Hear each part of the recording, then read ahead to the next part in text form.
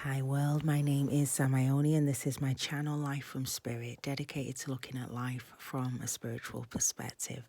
Now the last time I was with you, I was looking at some of the blocks that can really stop us from ever getting on to that initiating stage of healing. And I just wanted to add a little bit to that today. It is going to be a short one. It's the holidays and it got me by surprise as usual. I'm never prepared for the holidays. I don't really celebrate anything. I've never liked the idea of being told by strangers when I should celebrate and what I should celebrate. Anyway, so I just wanted to add that another thing that I have noticed that can really be a block to our healing process and to ever getting onto that initiating stage of healing known as Nagrido is what happens when we do go within, and especially if we are forced to go within because we have been triggered and we don't have a healthy relationship with those aspects of ourselves and with our triggers, then that can result in a lot of negative self-talk and ruminations that can lead to depression and a desire to seek escapism. And when we get to that point, or for some people, before they even get to that point of negative self talk, they learn a defense mechanism, which is self regulating ourselves and our emotional states via negative means. Now, when I say negative means, more maybe toxic means, I'm talking about projections and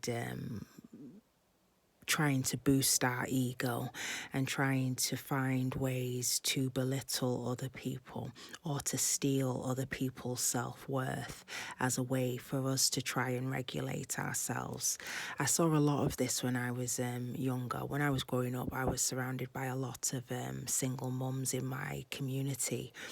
And what this did was I noticed that not all, but some of them would adopt a very toxic masculine behavior style.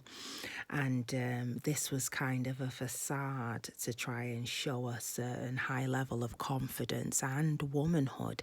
And a lot of the time, this was accepted as a gold standard for womanhood. And this had so many different negative consequences. The main one being that people that had adopted this kind of style, they were very confident in cursing people out on a regular basis. I've got siblings that would be very confident in cursing out a waitress or, a retail assistant at the drop of a hat. And it just appeared to me that this was a very negative way for them to try and self-regulate or to avoid feelings of vulnerability. And they seem to have attached vulnerability or feeling vulnerability just to not being a bully. Not being a bully seemed to make them,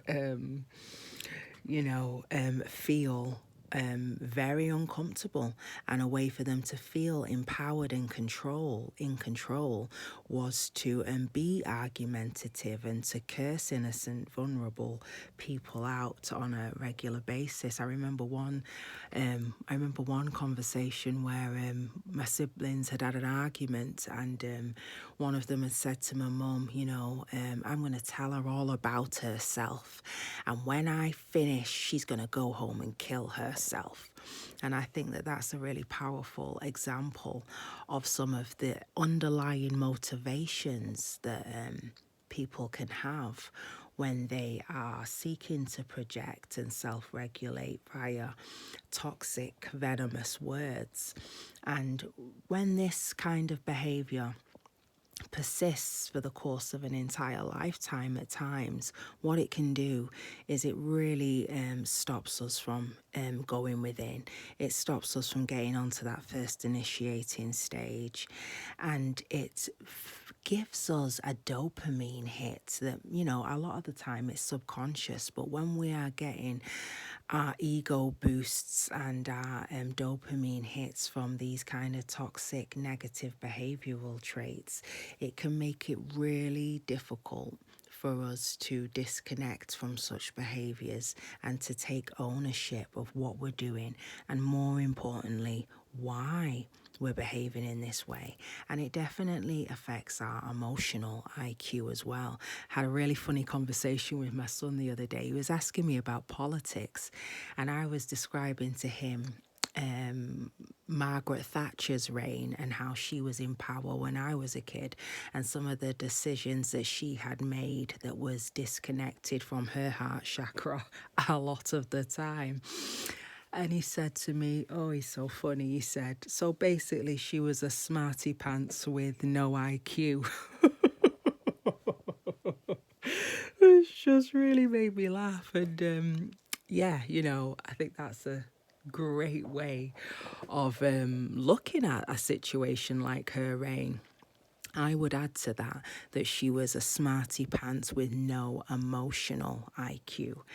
And this can be the case in so many situations where people have adopted a negative cycle that actually ends up just stopping the healing process and building up a lot of negative karma. And it also elongates the karmic cycle. And a lot of the time, these kinds of characters that get the self-worth and dopamine hits by entering into these kinds of behaviors, they are more than happy to keep a karmic cycle open, and constantly enter into negative verbal communication with other people in order to get their hit. And it can be a really dark, challenging place for them when the universe keeps on providing them with bigger and bigger consequences and harder characters for them to attempt to break. And when they are forced to go within and the ruminations and negative self-talk take over, then when the depression hits, they can be very susceptible to victimhood and to taking on a victim-ridden stance. I mean, for anyone listening out there, how many extremely toxic, abusive people do you know that are more than happy to put on the cap of victimhood once their, crap hits the fan? A lot. And within that frame, within that state, then unfortunately it can be quite easy for them to find people to sympathize with them. It's a really, really toxic cycle. So when we find ourselves in these kinds of scenarios, what can we do? What can we do to try and break this cycle? Well, I think first of all, what really helped for me is if you are surrounded by toxic people that are trapped in these kinds of trigger-ridden dynamics, that are getting their dopamine hits from, toxicity, then we have to look at how we are enabling them, and most importantly, why are we enabling them? Are we enabling them because, there is a part of our belief system that thinks that, there's aspects of toxic masculine or toxic feminine traits that are acceptable, or that we actually aspire to ourselves? And how are we playing into those control dynamics? Because another aspect of that kind of cycle is I find that these kinds of characters naturally seek out relationships where they can control and where they can dominate. And, that can be a real comfort zone for them, and it definitely eliminates feelings of vulnerability, because when we are attempting to have a fully functioning relationship, then we have to be vulnerable. We have to be able to be vulnerable with ourselves. And if we are cut off from that because we have a blocked heart chakra, then the next best go-to is to control relationship dynamics. But you're never going to be able to have any kind of fully functioning, loving relationship if you do seek to control others. And we only ever seek to control others when we don't have internal control of our own functioning and dynamics. And we certainly can never and do never have self mastery if we are actively seeking to control other people and our relationships also. I hope I've given some food for thought there. I don't know if anyone can relate. And if anyone out there is struggling with healing or depression or even the cycle that I've described today, please do seek help, and always keep yourself safe. And remember that I am just sharing personal experiences from my own lived life. And if you can relate, that is great. And if you can't, that's okay also. So please do like, share, comment, and subscribe. And I will be back next time. I want to look at some of the issues that exist that stop us from healing when it comes to women adopting toxic masculine traits as a display of confidence and womanhood.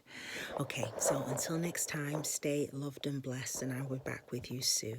Bye now. Bye.